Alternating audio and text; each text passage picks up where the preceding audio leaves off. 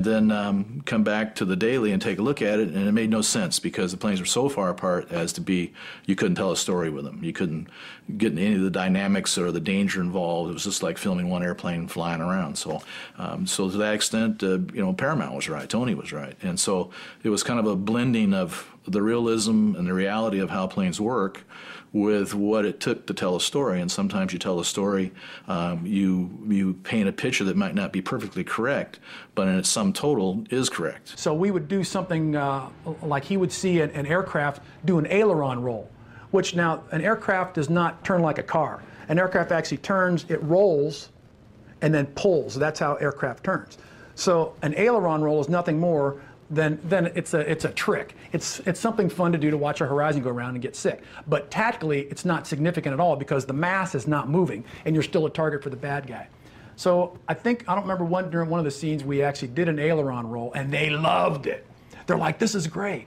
So you see a lot of the times, and again, we knew it wasn't supposed to be a Top Gun documentary, but you see a lot of times that everybody's doing aileron rolls because it looks good on the camera, but tactically not that significant. The only one thing that I wanted to try, and actually it got into the movie, was I wanted to try something that's called a rolling scissors, where you just get like 4 or 5 airplanes and you get them sort of in trail, and then you start the first one going around and then the other one sort of following them.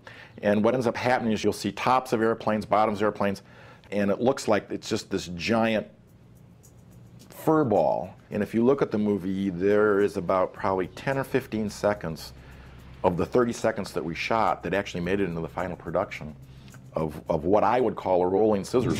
Tower, this is Ghost Rider requesting a flyby. Negative, Ghost Rider. The pattern is full. No, ma'am. This is not a good idea. Sorry, Goose, but it's time to buzz the tower. The tower flyby, and I have to say, I recognize that as a watershed event, so I stole that one right away because I knew that'd be kind of fun to watch later on. Nobody in the history of Miramar, as far as I know at that time, has ever buzzed the tower at Miramar. So they all sat around and drew straws for it, and the guy that got it, I remember him going, hey, and they all looked at him like, and he went, oh, yeah.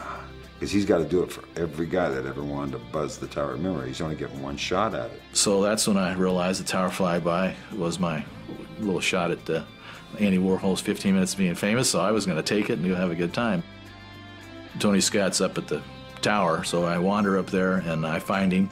He shows me a little storybook of how the scene's going to be recreated, and it would have a fairly well caricatured picture of the windows of the tower and the controller there and the guy with a cup of coffee, and then there'll be an F-14 going by the window, and he wants me to go by like Mach 2, and so I say, no, you can't actually do that because things will break. The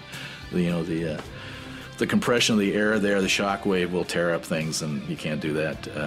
But I can go by the window. It'll look fast. 100 feet's not absolutely low, but it is significantly lower than we usually fly. But a certain portion of the flight, the very last quarter mile or so, half mile, that I was going to have to be at that altitude to be level to go by the towers, which means I was going to overfly the Naval Air Station pretty low. I remember being up in one of the hangars. Now, the hangars aren't that tall. They're only a couple of stories, 4 stories. And this guy came through, and I remember looking down at him as he went by. And I went, and this is, with a Tomcat going down hangar row below you. You're looking down at him, and I'm going, cool. I'm looking down at him. Son of a bitch is low.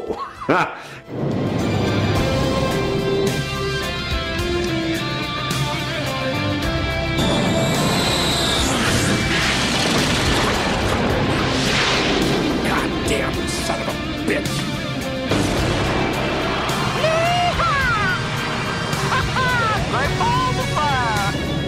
It was a lot of fun to do, don't get me wrong. It was a hoot, and totally within the capability of any fighter pilot to do that.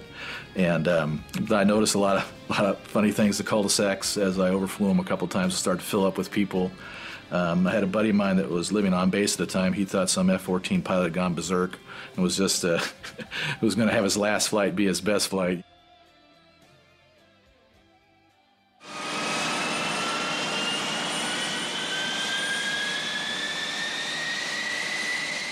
To film guys in the back seat, we pulled out the radar and we stuck one of those photosonics in there to film the boys, the actors actually flying.